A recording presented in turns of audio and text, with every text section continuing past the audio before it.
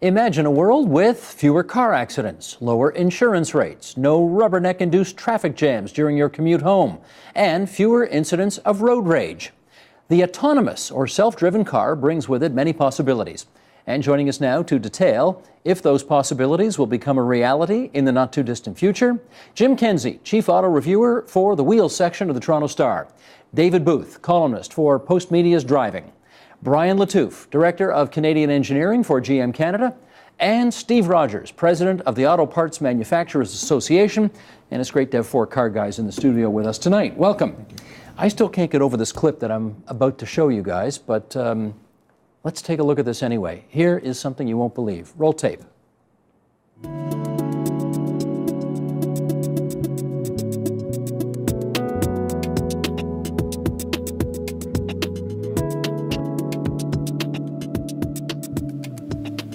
95% of my vision is gone. I'm well past legally blind. You lose your timing in life, everything takes you much longer. There are some places that you cannot go, there are some things that you really cannot do.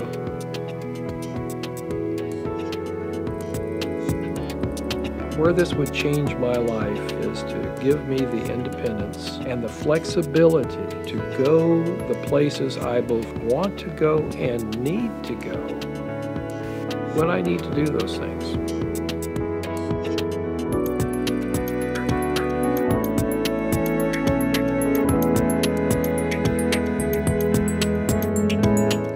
I know seeing is supposed to be believing, but I'm still not sure I believe what I just saw. A self-driving car. Is this here? I'd believe it a lot better if the driver could see, but that's just me. The technology is obviously here. Google Car does work, and quite a bit of that technology is actually in today's cars as we speak. David? It also helps that he's in a nice sunny climate and everything else. It's really interesting. I've driven a lot of high-end cars lately, and they use some autonomous features like adaptive cruise control that senses how far you are behind the car in front of you and keeps that distance. And I haven't had one make it to Ottawa and back in a winter snowstorm yet without malfunctioning. Right. So I'm not sure. In perfect conditions, I believe the technology is here. How it's going to respond to snow, salt, and sand on our Canadian roads? No, we get it. Brian, it's not here yet, but how far away is that? Well, it's an exciting time to be an engineer, so we love solving problems. There's certainly challenges in front of us, though. It's under research. We're trying to build blocks of technology as they're saying, that enable us, and it's in an active safety format. So we're trying to save lives, actively have the vehicle help you with warnings, with active engagement when you can't sense it. But we're still in the mode of eyes on the road, hands on the wheel, engaged driver. That's the safe way to approach it. Although, Steve, that's clearly a prototype, but how far away do you think we are from this kind of thing being more everyday than it is now? I think we're less than 10 years away. We got to remember in 1958, Chevy had a Bel Air on their test track in Milford that was an autonomous car. 65, they were regular running vehicles. The difference between now and then is that the cost of all of this technology has come down. We've now got 64-bit processors. Even today, the common car has more than 40 processors, more than 100 million lines of code. It's becoming an electronic device. So now it's just a question of convergence. It's just a question of that engineering technology, and we're there. Do you think there's a demand for a car that drives itself? There's a demand, definitely demand. We know that there's going to be some people that are going to fight it, but it is those that are aging that's now going to give them mobility. You're going to take a look at a young person and say, you can drive an autonomous car and your insurance is $400 a year. You can drive the car yourself and your insurance is $3,000 a year. Those sorts of things start to make the decision. I know what Mom and Dad are going to say, right? Absolutely. What do you think? It's a question of the demand versus the legality. What most people think when they talk of self-driving cars is they'll be able to sleep in the passenger seat, fall asleep have sex in the back seat, for God's sake, while the car drives. David, family show, for God's sakes, come on. It was actually in a J.D. Power study. What can I say? But they think that they won't have to be behind the wheel. In fact, everybody I've talked to on the automotive side, automobile company side, has said that the driver still has to be behind the wheel to take the wheel in case of an emergency. So basically then you're stuck behind the wheel, not being able to text, not being able to read a book, not being able to fall asleep, but you're not actually doing anything. Well, is that your understanding, Brian, of how this would work? Well, again, it's building upon itself, right? So we have cruise control that we're all familiar with, we're comfortable with. We've just introduced adaptive cruise control. What does that mean? Adaptive cruise control has radar systems that can lock into the vehicle in front of you and adjust your speed on a highway to ensure you keep the certain gap distance from it. Oh, so you don't have to adjust it yourself? You don't have to adjust it yourself. That's available in our Cadillacs, our SRXs, CTSs, and so forth, the ATS. And then we're looking at introducing lane keeping. Lane keeping is an interesting technology which will actually look through the cameras. You know, the cameras and sensors are your eyes and your ears. It's your senses to the vehicle. And it looks at the lane markings and it centers you on the lane. Tying that with adaptive cruise control, you're braking the vehicle, you're centering it, and it's starting to drive for yourself. But you're still engaged as a driver. What happens if in this lane keeping thing you start to crowd the guy beside you? What happens?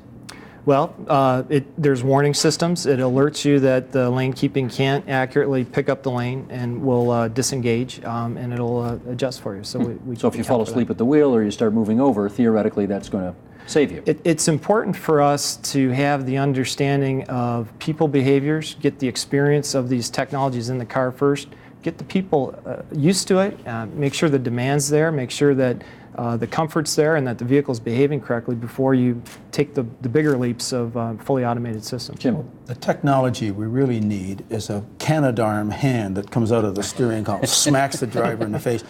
I find it odd that I'm actually agreeing with David Booth on something, but in terms of the public acceptance, I think one of the self-driving features that we have seen is the automatic parking, where you drive by a parking spot, the car measures whether the hole is big enough for the car, you stop the car, push a button, take your hands off the wheel, and the car steers you into the spot. Every car company offers that on some model, some as low as Ford Focus, I guess is probably the cheapest car that has it. It was introduced by Lexus on the LS400, their top-of-the-line flagship. When they replaced that car with a new generation, they didn't offer this system. Why not? They said the take rate, the number of people that chose it was very low, and the research showed people showed it to their friends once, never used it again. So Steve, it does make you wonder that there's something clearly technologically cool about all of these innovations we've talked about today.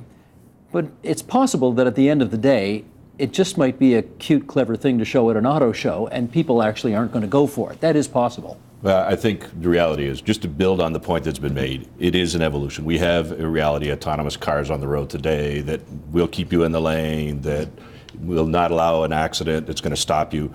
We start to evolve, the driver's going to be in the seat. But you take a look, accidents alone cost us $2 billion in North America. About 85% of those are human error. If you can start to save $2 billion a year, if you can start to cut down, we have a new challenge within the automotive industry of 163 grams per mile of CO2 by 2025. Doesn't do you any good if you're parked on the Don Valley Parkway, stopped. You're wasting, or you're producing a lot of greenhouse gases. So it's going to allow us to use roads more efficiently. We just saw a pileup. So I think all of those sorts of technologies, as they come along, we'll discover that initially there's going to be some sci-fi factor to it, but it really does become something that people are then going to be able to really rely on. If you can drive from here to Florida to go to Disney World, and you can do it one stop, and you do have to have somebody sitting in the steering or in the driver's seat, but everybody else can sleep and you're not going to tire or fatigue, lots of things that's going to go beyond that. The real motivation, I think, behind these systems is that car companies believe they need to provide so much onboard mobile devices and infotainment devices that are distracting the drivers. And there's a large backlash against that because of the accidents mentioned. So that their solution is not to put less infotainment and less distraction inside the car, but to automate the car. And I think that most automakers see it as a necessary step to not be blamed for all the distractions they've been put in their car. You guys probably know all this stuff, so help us figure it out. The most accidents on the road are committed by drivers who, I'm guessing, are 16 or 17 or 85 to 90. Is that fair to say? First of all, I wish we'd stop calling them accidents because they're not accidents. They're crashes. Okay. Is that right? Statistically, from my understanding, your first year of driving is always your worst. Right. Whether you start at 16, 26, or 36, or 66. And then right near the end of your life before they take your license away. It climbs. The most crashes, I think, are still in the 25-year So wouldn't range. you want autonomous vehicles to be an option for people in that demographic? Think of how much less carnage there might be on the roads. That's very true. One thing, we're talking about blame. Would General Motors be blamed if somehow the person in an autonomous car was able to make it go faster than the speed limit? Could you, in fact, build an autonomous car that was allowed to go faster than the speed limit? Exactly. Are we always going to have to go 100 kilometers an hour all the way to Florida and get run down by transport trucks? I mean, these are other issues we have to look at. I'm an engineer, not a lawyer, so active safety, I think, is key. There's approximately 2,200 fatalities in Canada on an annual basis. On the roads? On the roads, every year. And arguably, the seatbelt was one of the greatest inventions. It used to be 5,000. So 5,000 a year, and it's now under 25. Think of scrubbing the crash delta V by actively braking a vehicle. I mean, you could enable with seatbelt and airbag systems no fatalities. I mean, that would be a wonderful, to your point, a wonderful accomplishment. So I think building on active safety has been our goal. And what we're trying to achieve. You just saw a situation in Ontario, I'm not sure exactly where it was, but 95 vehicle pileup, I believe. Most of that south of Barrie. That could have been avoided because, again, your point right, a camera vision system picking up lane markings in snow and that sort of thing is going to have a problem. But certainly seeing through snow to detect obstacles and brake the vehicle in a safe manner is going to be right alone, would stop that sort of situation. As an engineer, what are the biggest challenges that you see on the horizon in terms of making this actually happen? That's a great question. There's a number of challenges, certainly regulatory protocols, standards, how do vehicles communicate to each other. Currently, we're using embedded systems, so the eyes and ears are engineered into the vehicle with long and short range radar systems, camera systems, 360-degree vision systems. Very expensive. The integration of that, the fusion, we call it sensor fusion of how they communicate to each other. How do you provide that costly expense to all segments so that everyone who expects safety gets it? Reliability, different weather conditions. When snow covers the lanes and your vision systems are at a poor. So there's a lot of challenges in front of us to get to the point of fully automated. And I think that's what excites engineers. And then we're doing research, we're trying to enable that, and I think as we slowly build that experience with the customer, keeping the customer in mind, and that feedback, if they want the systems, I think is critical for us to go forward. And would the idea be you can't go more than 100 kilometers an hour on a superhighway?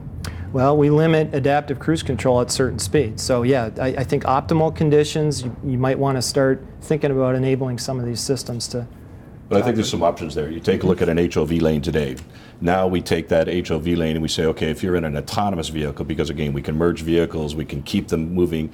So we say if you're in that HOV lane, there's no speed limit. It's controlled by the system and it's controlled by the driving conditions, and you can get into that lane and it'll go 140 kilometers an hour and it's safe, but only autonomous cars can be in that. So those are the types of decisions governments are going to have to make. But it creates a real opportunity to use highways more efficiently. Then you're going as fast as the slowest guy. Yeah. Because that happens. That's the way it is right now anyway. Exactly true. But at least in this case, you got the chance to go back in the real world. And speaking of the reliability question, how many of us at this table have never had a computer or a phone crash on us? Well, okay. Okay. And, for our planes, we always have a pilot and a co-pilot, one person, again, ready to take the wheel. Again, we're stuck sitting there doing nothing, waiting for the system to fail so it drives. And they do fail. Like, you talk about the systems that go around corners by themselves that you mentioned before. Mercedes has it now in its S-Class. Everybody talks about it in a very wondrous tone, but all the auto journalists that I've talked to who've tested it have had it at least once drive right through a corner and had to save it. So the technology is available, but you're always in charge of the car, and I would find it a lot more boring to drive to Ottawa, always behind the wheel doing nothing, than actually driving the car to Ottawa. As much as I like the idea of driverless cars. I go to Ottawa every third weekend to visit my folks, and if I could do my work in my car or sleep in the car while it's driving there, I would love to have this car. But Steve, we're not there? We're not at the point where people could do something else while behind the wheel? The reality is, I think we're talking 2021, 2022. We do need to have, to answer this issue that's just been raised, we need to have redundant systems. We're going to have 3 overriding or 3 overlaid systems. We need to get, it's more about government legislation and that, but we just, we need the 64-bit chip just because of the onboard memory that it takes for everything. You're reading signs, we even have to have headlamps that blink at a pedestrian, because that pedestrian sees a car coming with nobody in it. How do they know they're safe? You get that car to blink at it, that basically then the pedestrian feels safe, that says, hey, I'm in its database, it's recognized me. So there's a lot of technologies, but we're definitely going that direction. But Steve, if nobody's behind the steering wheel, okay, who's responsible for that car? I mean, if I own the car, Audi showed a demonstration of a chauffeured limousine picking up somebody to take them to an event, but there was no driver there. If that thing goes error not found and drives into a school bus full of children, who's responsible? Well, the chauffeur that's at home, or the car company? Car company would seem.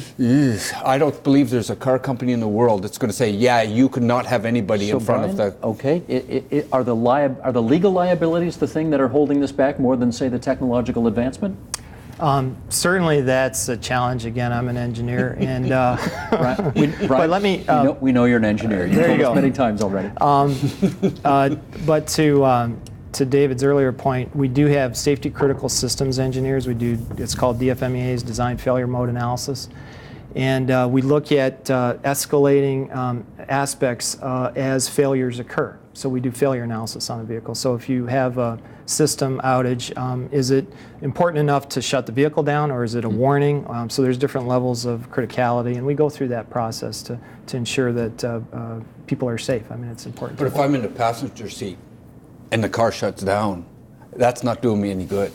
Our first applications are definitely going to be with the driver still in the driver's seat. When we first bring it out, and as we evolve it, what we're going to get to a point where we have vehicle-to-vehicle communications, where now you don't even technically need traffic lights, because you're going to have vehicles moving through together in an ultimate development of it. Or you could just put roundabouts in it like they do in England. You could put roundabouts in it. Hang on. Translation? Roundabouts? Roundabouts, traffic circles. Oh, those things. Which allow us to get through intersections without traffic lights. Gotcha. But the safety payoff is really where this happens, and where I think pardon my voice, I think where the self-driving car might really pay off is that it's kind of the holy grail, but we can pick up a lot of advantages of that. I'm thinking of the transponders, the car-to-car thing that you're talking about. Some cars already have rear traffic alert, so you can see somebody coming from behind you that you can't see through your side view mirrors. So this sort of technology will generate a lot of payoff. Back in the 70s, they did a big research survey in Germany, and they found that if the driver had 1 second more notice of what was happening, something like 70% of all crashes could be prevented. But theoretically, this technology gives you that second. Well, so do your eyes if you're prepared to look where you're supposed to look. But because we don't care about driver training in this continent, we're forcing the cars to do what the driver should be able to do. What's the bigger nut to crack here, though, Steve? The legal liability surrounding all of this, or the technological innovation to make it happen? Right now, it's the legal liability. It's the legal liability. The technology, we're already on that path. We already know what it takes to get there. Yes, there are some issues, the redundancy to make sure it can't be hacked. There are some issues that we're continuing. What happens when we get snow on the road, and how do we pick up lane markings? But the technology essentially is there. We're on a glide path. It's not about the technology, it's about getting it down to the point. That software in that 65 vehicle was about $100,000. We just have to get it down to the point now where it's...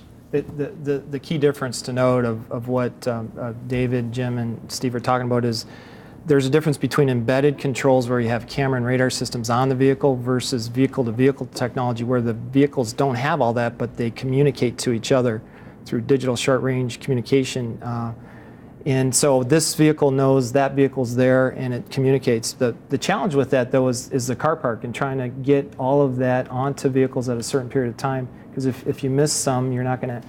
But just so I understand this, would that require some kind of national or maybe even international standards so that different cars from different manufacturers could talk to each other? Yes, and NHTSA announced just in February they're going to move forward with research to do potentially future rulemaking on vehicle-to-vehicle technology. So that works really great for car to car, but until that tree has that technology, you still got a chance to run into something really hard. So the lead car has to know where it's going, and then all the other cars behind it can communicate with it. Then you got to train. In his driveway. Jim, you are a curmudgeon on this, I can tell. You're not really sold on any of this yet. Well, I'm sold on parts of it. I think, too, we have two completely separate audiences here. We've got people like David and I, and probably Brian and Steve, who love driving, and we want to be in control of the car. Now, the average man would probably be more likely to admit to being a lousy lover than a lousy driver. The stats prove that most of us are, in fact, lousy drivers. But there are other people, like that blind gentleman in the video clip we saw, who don't really care about the mechanics of driving. They don't care about the physical thrill that we get from driving. They just want to get someplace. They don't want to be stuck in public transit. They don't want to be sitting with a bunch of rubbies or whatever. They don't want to be restricted to the time frame that any public transit system will do, or the cost of and availability of taxis. So for that group of people, the self-driving car looks like something that they would just eat up in a heartbeat. I also wonder about the profitabilities for car companies. Right now, you can have two-car families.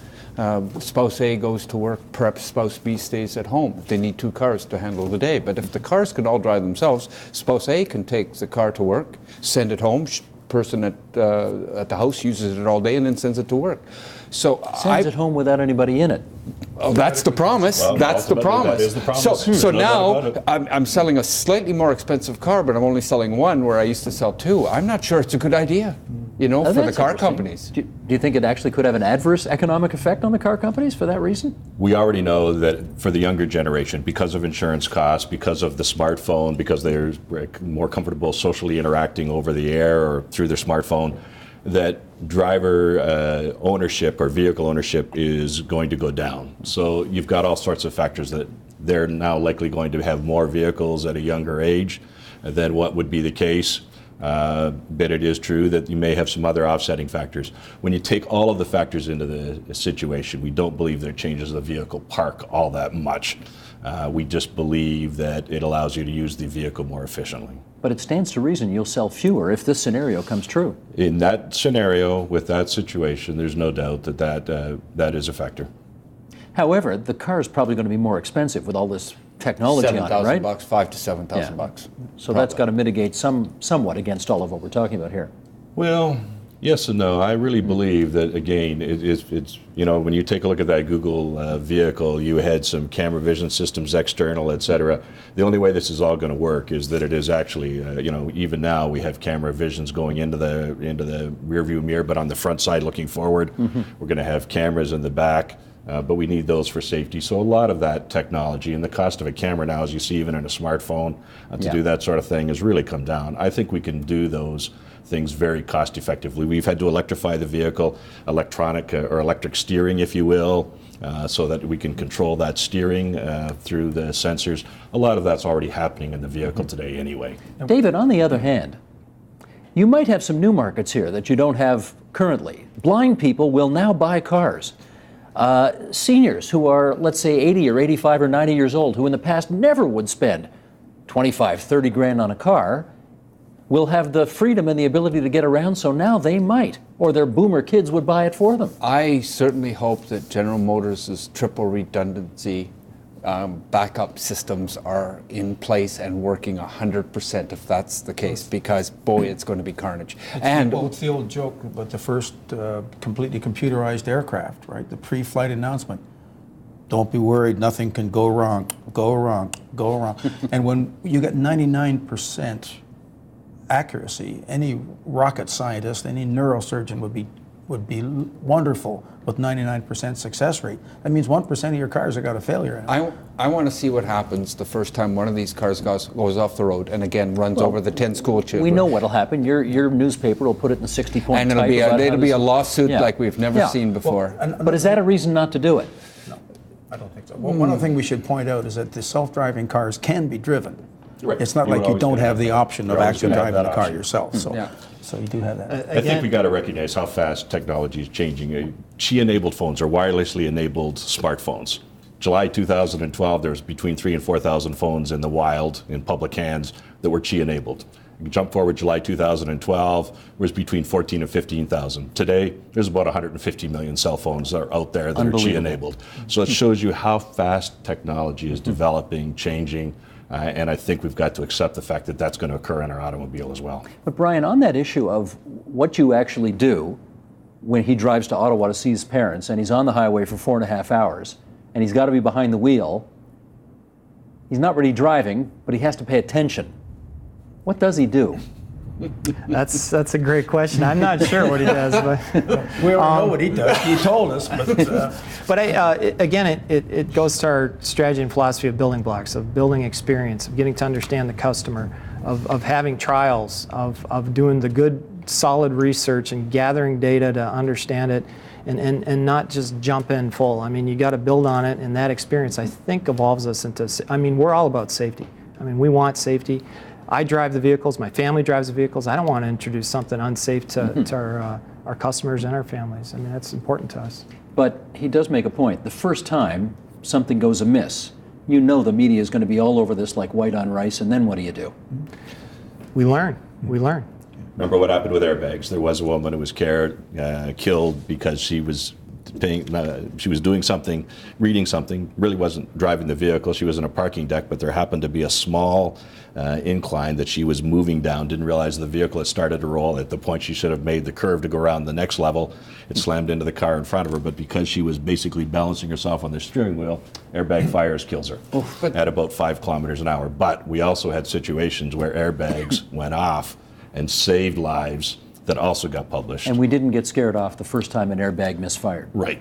But there is the idea that she was still in control of the car. You're not even going to be, you don't even have to be in the car now. You can be at home and the car can kill somebody. That is going to cause a much different lawsuit than an airbag erroneously going off when somebody wasn't in the ideal position. That's as far as I can see, that's a big non-starter. The first time that happens, it's going to be huge. Think if you're the premier of a province, though, now, and you've got to widen the lane, and you've got to basically say, okay, I'm going to take this 3-lane highway, and I really need 4 lanes to handle the new traffic to avoid congestion. I can spend $1 billion for the construction to widen it to 4 lanes, or I can spend some money on paint, because with autonomous cars, we can keep them much closer and still be safe. So now I can make that 3 lanes into 4 lanes, and the only cost is restriping. well, as long as they keep the gym-only lane, Yes. which is the right lane, because I'm the only guy And in they that clear lane. all the snow and all the sand and all the salt off. Do you worry, David, that you're coming off sounding a little anti-technology and anti-future here? Again, I want to say it out loud. If they can pass a law or change the liability so I can fall asleep in the passenger seat and drive to and not be responsible for the car while it drives me to Ottawa, I'll buy that car tomorrow. You're in Absolutely. favor. And how much, absolutely. how much would you spend for it? Oh God, $5,000 easy. I go up to Ottawa every 3 weekends. Fine, no. How much would you be prepared to pay for a car? $5,000 more extra dollars. Absolutely. Than whatever. Okay. Yes. Absolutely. I'm not sure I've ever paid $5,000 for any car I own. But, Really? oh, yeah.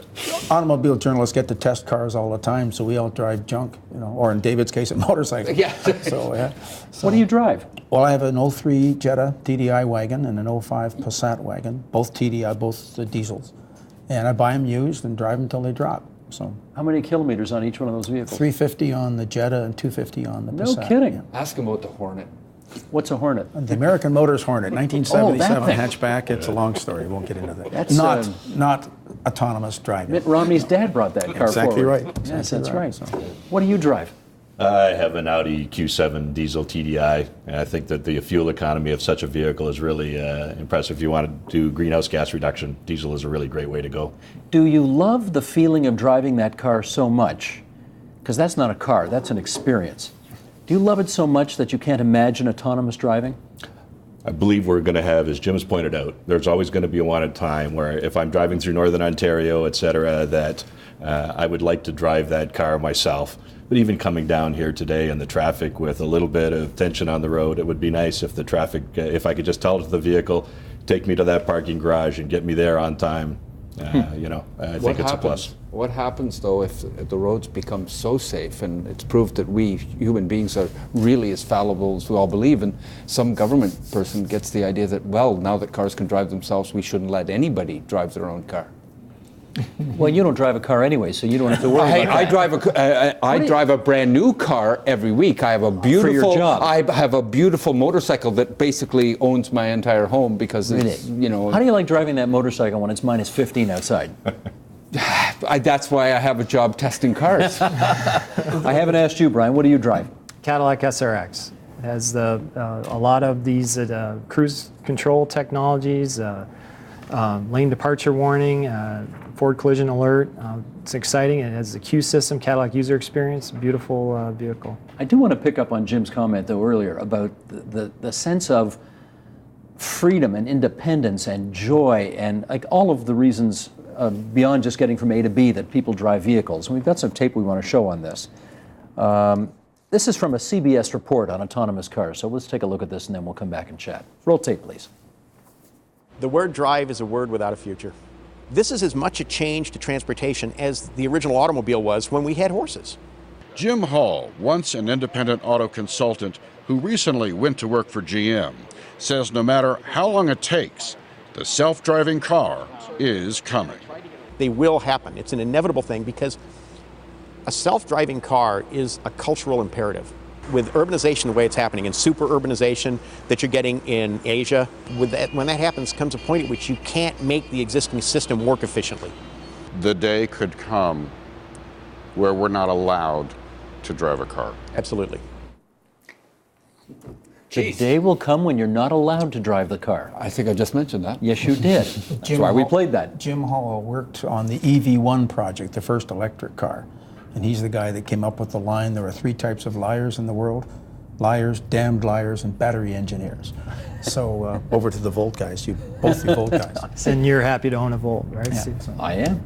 Anybody who asks, I tell them I like the Volt. There's a passion for vehicles that goes beyond just technology. I mean, just the excitement, and I saw it at the Toronto Auto Show when we revealed the brand new car of the year, the Corvette. The Z28, we engineered some of that at CREC here, at the Canadian Engineering Center. We're proud of that. I mean, just to see it, to hear that motor growl, right? I mean, that's we all love that, and I don't see that. My Volt doesn't growl. My Volt's very quiet. It's good to hear. I think you're an interesting example, because I've always said that we buy cars with our hearts, not with our heads. As we said earlier, if it made any sense, we'd all buy 4-year-old Buicks and hope somebody bought new ones, so there'd be some 4 years from now. And I used to wonder, maybe Toyota owners are the exception because they buy cars because they're safe and reliable. And somebody, might have even been you, pointed out that that isn't necessarily an intellectual decision, that's an emotional decision. People see that not as practical, but they trust this car. And I see someone like yourself, obviously educated and bright, and you have a passionate association with this very high-tech automobile. If you bought a Cruze from Chevrolet, which is a similar size, you could get that same kind of performance for $25,000 less money. What comes out of the tailpipe of a Cruze? Almost nothing. Automobiles contribute something like 11% of the greenhouse gases in our car, in our environment, i.e. practically zero. Well, you know what comes out of the tailpipe of a Volt? Not very much. Nothing. But if everybody drove Volts or Leafs or purely electric cars, 88% of the problem would still be here, i.e. that's, you know what, in the ocean. But my point is, you drive this car because you love it. And for people like ours, like David and me particularly, we love cars because of the way they handle and the way they give us feedback and so on.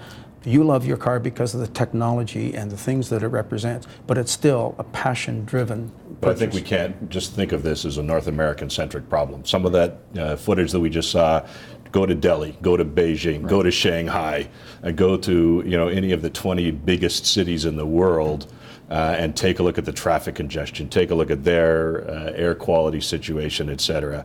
The only way they're going to be able to survive Because right now they've got vehicle parks that are way less dense than we have in North America.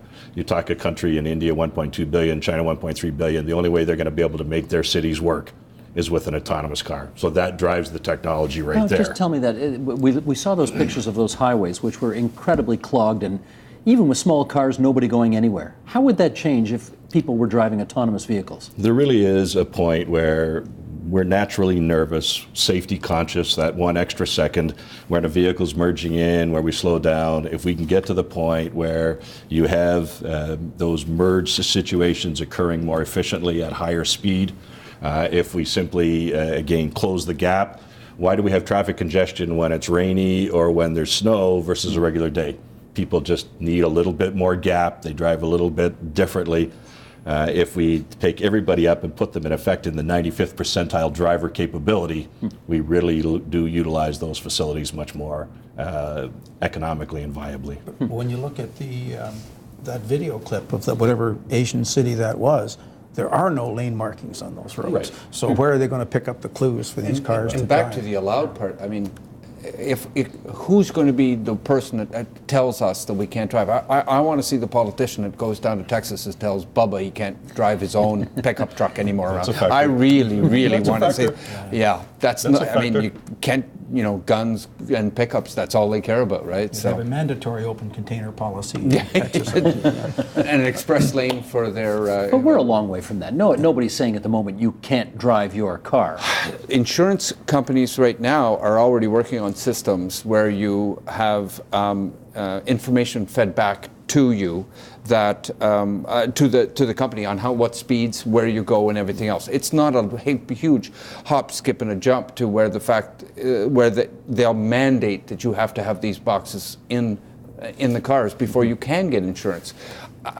I would tell you that if 2021, 22 is when we would have completely self-driving cars, I don't think it'll be more than 15 years before you'll see restrictions after that on when we're allowed to drive our cars. Pretty brave politician who's going to tell people driving your car is illegal now.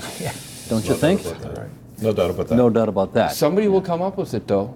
I mean, 25 years ago, if you'd said, you can't smoke outside, not let alone in a cab or in a restaurant, you can't smoke outside, somebody would have told you you're nuts. Let's remember, A whole bunch of politicians have done that now, haven't they? income tax was a temporary measure introduced in 1917. Okay, Jim, right.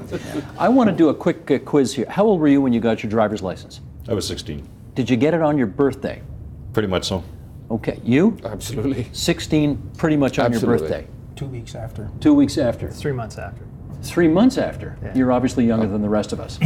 Because back in the day you turned 16, you went and you got your, whatever they call it, 365 or your learner's permit, right, so that you could drive a car. Absolutely. Guess what? We don't live in that world anymore.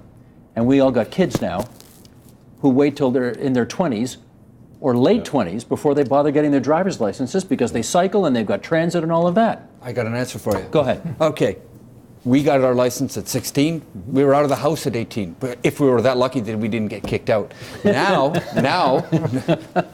some of us. You're telling us a bit more about the background we exactly perhaps need to know. But now the kids, my kid, every kid I know is staying in the house at 26. Why would they get a driver's license? Why would they get a car when they have the taxi of dad and mom?